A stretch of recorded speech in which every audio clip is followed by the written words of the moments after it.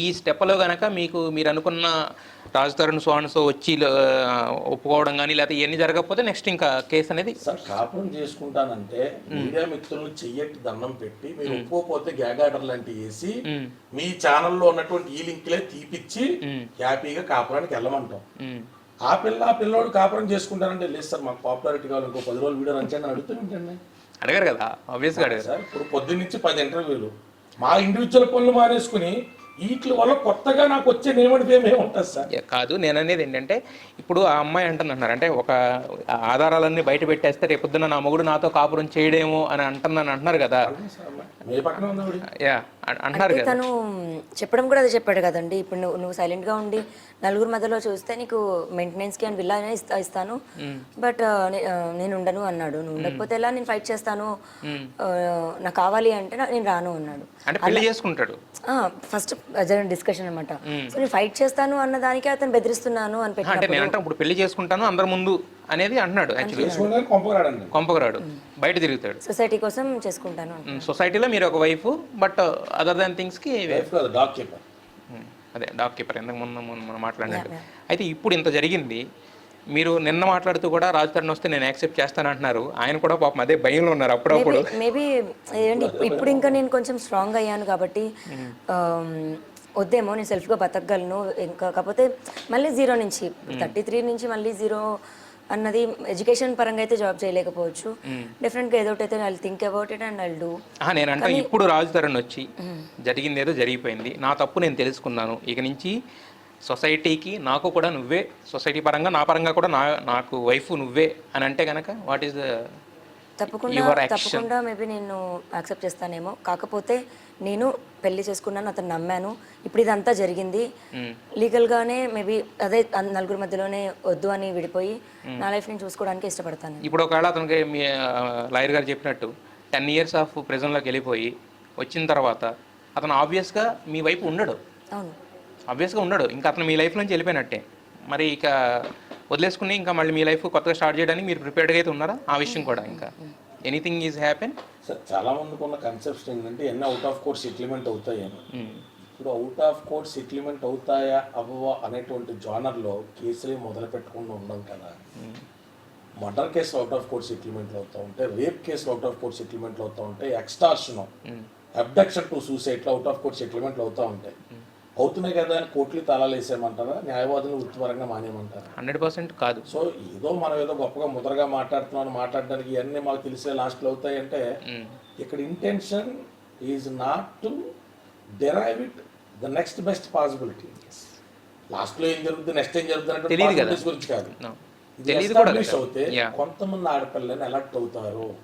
గుళ్ళలోను బళ్ళులోను పెళ్లిళ్ళు చేసేసుకుని కాపురం చేస్తున్న ఆడపిల్లలు ఇప్పుడైనా పట్టుబట్టి లెగాలిటీ ఆఫ్ మ్యారేజ్ కోసం నిలబడతారు. ఇంకో 10 తల్లులు బాధలు కన్నీళ్లు లేకుండా ఉంటాయి. సెలబ్రిటీ మోజులోను, ఇన్స్టాగ్రామ్ పరిచయాల్లోనూ జస్ట్ లైక్ ది తోయూ రూముల్లో తాళి కొట్టుకుని మా దగ్గరికి వస్తున్న క్విజ్లు కూడా ఉన్నాయి కాబట్టి అవంటే లక్కీగా ఉభయలకి ఇష్టమై ఎమికబుల్ సెటిల్మెంట్స్ అవుతున్నాయి కాబట్టి ఇలా జరగకుండా ఉండడానికి అలర్ట్ కోసం కూడా ఈ ఇష్యూని 10 మందిలో ప్లేస్ చేస్తున్నాం. దానివల్ల ఈ పిల్ల కొరిగేది, తను ఎవరు గెలిచారుగా పోయేదేగా. ఇప్పుడు జీవితాంతం ఈ పిల్ల ఎక్కడ కనపడ్డా నేను ఎక్కడ చూసినట్టుందమ్మా, ఓ రాజు తరుణ్ నా పెళ్ళి అయిందని అన్నావు, నువ్వు డబ్బులు తీసుకుని సెటిల్ అయిపోయావా అడుగుతారు. 100% అడుగుతారు. ఇవాళ కమెంట్ చేసేవాడు ఎవడన్నా ఈ పిల్ల తదుపరి జీవితంలో ఏం జరుగుతుంది అన్న దాని మీద కనీసం యాంటిసిపేషన్ ఉందా? బట్ అంటే నాకు ఫైనల్గా మీతో మాట్లాడిన తర్వాత నాకు అర్థమైంది ఏంటంటే ఆమె అండ్ మీ పరిచయం సావాస దోషం అంటే 6 నెలలు కావాలి, బట్ మీకున్న వాగ్దాటికి 3 రోజుల్లోనే ఆమెను ఒక స్ట్రాంగ్ ఉమెన్గా అయితే నిలబెట్టారని మాకు అర్థం అవుతుంది. ఎందుకంటే 4 రోజుల క్రితం మేము చూసిన లావణ్య, ఈ రోజు మేము మాట్లాడుతాం, నిన్న సాయంత్రానికి ఈ రోజుకి నేను మాట్లాడుతున్న లావణ్యలోనే చాలా తేడా కనిపించింది నాకు యాక్చువల్గా. I can give you my office CCTV footage. Friend ఒక ఆమె ఉంది, ఆవిడ పేరు చెప్పకూడదు, జర్నలిస్ట్. ఒక సమోసా ఒక టీతో 3 days అమ్మాయి. నిన్న సాయంత్రం అది కూడా బతిమాలి. అదే నిన్న సాయంత్రం నా ముందే అర్ధరాత్రి 12:30కి అయితే జర్నలిస్ట్ గారికో లేకపోతే మాకో నేను చచ్చిపోతే కుక్కలేమవుతాయండి. ఎప్పుడు అది మొన్న రాత్రి అంతకుముందు. ఇప్పుడు ధైర్యం చెప్పడానికి కొన్నిసార్లు నేను జోవియల్గా మాట్లాడాల్సి వస్తుంది, కొన్నిసార్లు ఈ అమ్మాయి సీరియస్గా తిట్టాల్సి వస్తుంది. అవునవును. ఎలా ఇస్తాం ధైర్యం? అసలు ఈ అమ్మాయి పరిచయం అవ్వాలా, లాయర్ నా దగ్గరికి రాలా, నాకు ఈ గోళ లేదుగా. అవును. వచ్చిన తర్వాత ఆడంటున్నాడో ఈడంటున్నాడో ఎవడో ఫోన్ చేస్తారు, అన్న కింద నిన్ను కూడా తిట్టేస్తున్నారన్న. మామూలు టైంలో తెగ ఊడేస్తారు మరి. ఇప్పుడు వాళ్ళు తిట్టేస్తున్నారని చెప్పి భయపడిపోవడం, మామూలు టైంలో తెగ ఊడేస్తారు మరి. అంటే మీకు అర్థమవుతుంది సార్? అర్థమవుతుంది. ఆడవడం ఒకసారి ఫోన్ చేశాడు నాకు, సార్ మీ దయ వల్ల ఆన్లైన్ లోన్ యాప్స్లో నేను ఆత్మహత్య చేసుకోకుండా మీరు తెచ్చిన ఆడవాళ్ళు బతికాను, కానీ మిమ్మల్ని నేను లంచోడకని తిడుతున్నాను సార్, మీరు జూనియర్ ఎన్టీఆర్ గారు ఆస్కార్ గారి విషయంలో ఇన్వాల్వ్ అయ్యారు. I have the call recording. ఏంటి మీ మీ మీ ముఖ చిత్రం ఏంటంటే? అంటే నాకు ఎలా తీసుకోవాలో అర్థం కాలేదండి. తిరిగి తిడదామా అంటే ఫస్ట్ పొగుడుతున్నాడు, తిరిగి తిడదామా అంటే నాలాగే ఆడు కూడా ఒక సినిమా నటుడు fan, so fan boy moment మనం పొగుడుదామా అంటే తిట్టాడు. నేను కాల్ కట్ చేశాను, మళ్ళీ ఫోన్ చేశాడు, అన్న నాకు మళ్ళీ నేను తిట్టాలి లేదు కదా అన్న, చాలా బాధగా ఉందన్న ఆస్కారం. నేను చెప్పిన కాంటెక్స్ట్ అది కాదండి ఆడ ఇంట్లో.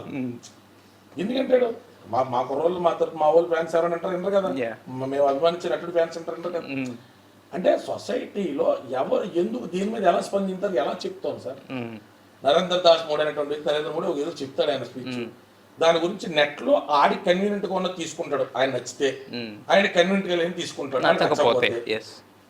పర్సెప్షన్ 2 ways ఉంటుంది. ఇక అర్థమవుతుందండి. నేను అన్ని పోయిన తర్వాత ఆడ ఫోన్ చేసి, ఎలా ఇంత వేడిలో కొన్ని నీకు సూట్ వేసి ఎలా మాడేది, ఇది సూట్ కాదు నా డ్రెస్ కోడ్ అంటే నేను అడిగి ఏ సమాధానం చెప్పను. అదే అంటే చూసే దృష్టికోణం. ఇప్పుడు ఎలా చెప్తాం? మిగతా వదిలేసాడండి, అన్ని బాగా ఉన్నాయి కదా, నువ్వు కోట్ వేసి ఎందుకు మాడుతున్నావు అన్నాడు.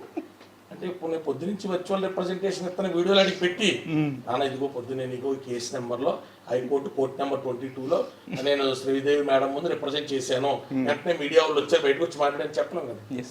దాని పెర్సెప్షన్ లో లాయర్లు అన్న వాళ్ళు కంపల్సరీ కావాలండి. అప్పటికి ఇంతంత అందమైన బట్టలు వేసుకుని ఇలా చవట్ల గారితో మాటలు ఎవరికి ఉండదు కదా సార్. అవునవును.